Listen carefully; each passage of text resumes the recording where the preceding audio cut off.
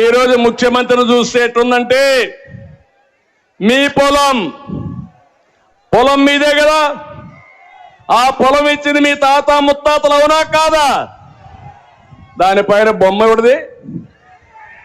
ఎవరిది బొమ్మ? ఏమైనా మీ తాత తరపున బంధువా, మీ అమ్మమ్మ తరపున బంధువా?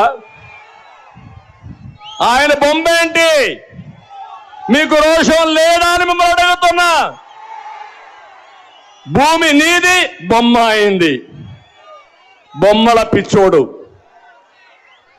కడాన ఇంకోటి చూడండి, మీ భూమి నెమ్మల రాళ్ళు వేసాడా,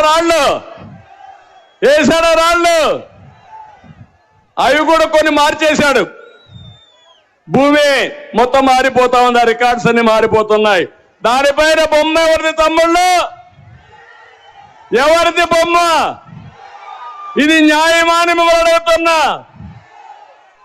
నాకైతే ఆశ్చర్యం వేస్తుంది.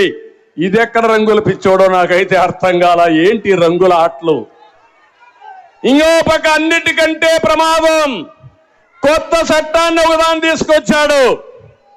ఆ చట్ట ప్రకారం ఎంఆర్ఓకి అధికారాలు లేవు, ఆర్డీఓకి అధికారం లేదు. ఆయన ఎవరినో ఒకటి పంపిస్తాడంట, వాడి దగ్గర మీ రికార్డు భూమి ఉంటుందంట. ఆయన మార్చేస్తే మీరు నేరుగా ఆయనకి సరెండర్ అయిపోవాలి, హైకోర్టు కన్నా పోవాలి.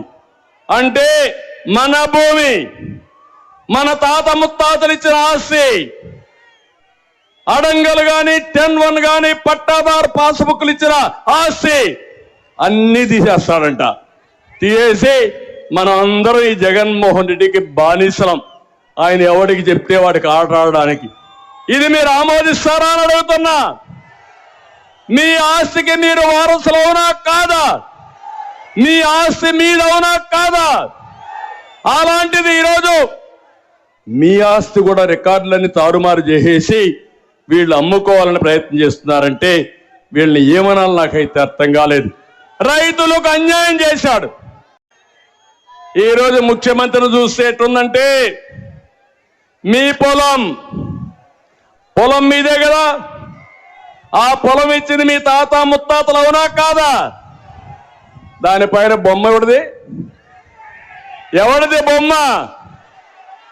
ఏమైనా మీ తాత తరపున బంధువా, మీ అమ్మమ్మ తరపున బంధువా?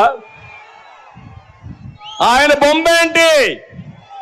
మీకు రోషం లేదా అని మిమ్మల్ని అడుగుతున్నా. భూమి నీది, బొమ్మ అయింది. బొమ్మల పిచ్చోడు. కడాన ఇంకోటి చూడండి, మీ భూమి నెమ్మల రాళ్ళు వేసాడా, రాళ్ళు